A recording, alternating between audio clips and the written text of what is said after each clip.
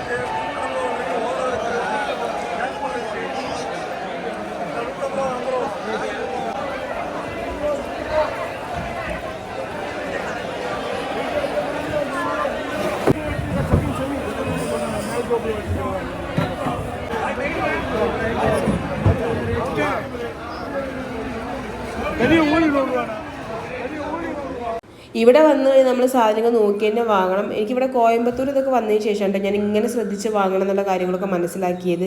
കാരണം നമ്മൾ ഫ്രൂട്ട്സ് അല്ലെങ്കിൽ വെജിറ്റബിൾസ് വാങ്ങാൻ പോയി കഴിഞ്ഞാൽ നോക്കി വാങ്ങുന്ന പോലെ ഓരോ ആൾക്കാർ തിരഞ്ഞിട്ട് ഓരോരോ മീൻ തിരഞ്ഞിട്ടൊക്കെ എടുക്കുന്നുണ്ട്. അതുപോലെ തന്നെ ഓരോ കടകളിലും ഓരോ റേറ്റാണ് സെയിം മീനിന്. ഞാൻ അയില നോക്കിയപ്പോൾ അയിലയ്ക്ക് ഒരാൾ പറഞ്ഞു 1 കിലോന് 70 രൂപ, വേറെ ആൾക്കാർ കിലോന് 100 രൂപ എന്ന് പറയുന്നുണ്ട്. ചില ആൾക്കാർ 1.25 കിലോന് 100 രൂപ എന്ന് പറയുന്നുണ്ട്. അപ്പോൾ അങ്ങനെ ഫൈനലി ഞാൻ 1.25 കിലോ 100 രൂപയ്ക്ക് അങ്ങനെ വാങ്ങിയത് കേട്ടോ. ഇപ്പോൾ ഇവിടുന്ന് പിന്നെ ഞാൻ പറഞ്ഞല്ലോ എന്ത് മീനാണ് വാങ്ങേണ്ടത്, എത്ര ക്വാണ്ടിറ്റിയാണ് വാങ്ങേണ്ടത് ഒരു ഐഡിയ ഇല്ലാതെ വന്നത്. പക്ഷെ എനിക്ക് മത്തി വാങ്ങണം നല്ല ആഗ്രഹം ഉണ്ടായിരുന്നു. നമ്മളിപ്പോൾ ഞങ്ങളുടെ അവിടെയൊക്കെ മത്തി എന്നാണ് പറയുക, ചില സ്ഥലത്ത് ചാള എന്ന് പറയും. പക്ഷേ ഇവിടുത്തെ മത്തി കണ്ടപ്പോൾ എന്താ വെച്ചാൽ നമ്മുടെ നാട്ടിലെന്ന് പറഞ്ഞാൽ നല്ല ഉരുണ്ട് കൊഴുത്ത് നല്ല നെയ്യുള്ള മത്തിയല്ലേ കിട്ടാറ്.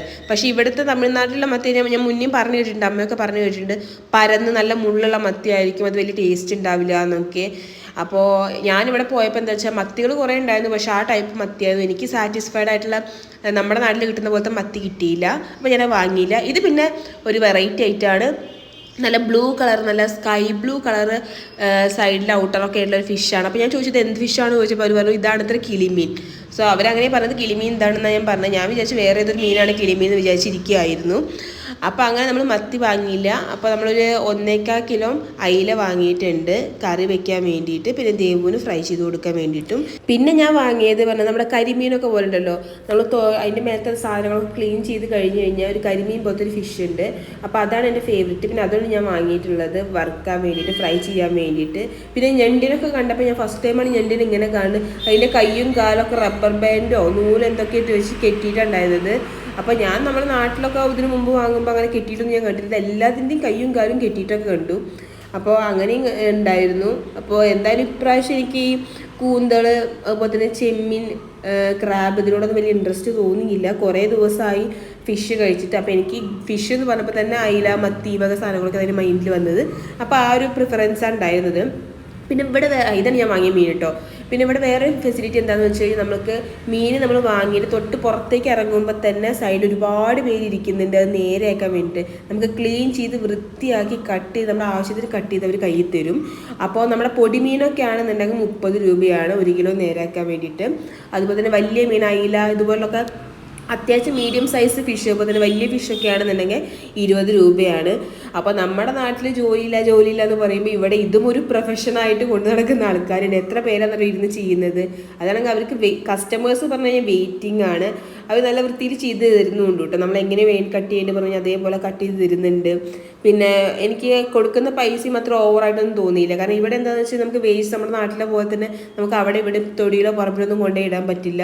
നമ്മൾ വേസ്റ്റ് പ്രോപ്പറായിട്ട് മാനേജ് ചെയ്തേ പറ്റുള്ളൂ. അപ്പോൾ ആ സ്റ്റേഷനിൽ ഇത് വീട്ടിൽ കൊണ്ടുവന്ന് ക്ലീൻ ചെയ്യാന്നൊക്കെ പറഞ്ഞു കഴിഞ്ഞാൽ ബുദ്ധിമുട്ടാണ്. അപ്പോൾ നമുക്ക് ഇവിടെ കൊടുത്തു കഴിഞ്ഞാൽ അവർ ക്ലീൻ ചെയ്ത് ഫിഷ് മാത്രം നമ്മൾ കഴുകി നല്ലപോലെ ഒന്ന് കഴുകി വൃത്തിയാക്കിയിട്ട് നമുക്ക് കുക്ക് ചെയ്യേണ്ട ഒരു ആവശ്യം മാത്രമേ ഉള്ളൂ. അപ്പോൾ ഏജായ ആൾക്കാരും അതുപോലെ തന്നെ ചെറുപ്പം പിള്ളേരും ഒക്കെ ഉണ്ട് ഇതിൻ്റെ ഇടയിൽ ക്ലീൻ ചെയ്യാൻ വേണ്ടിയിട്ട്.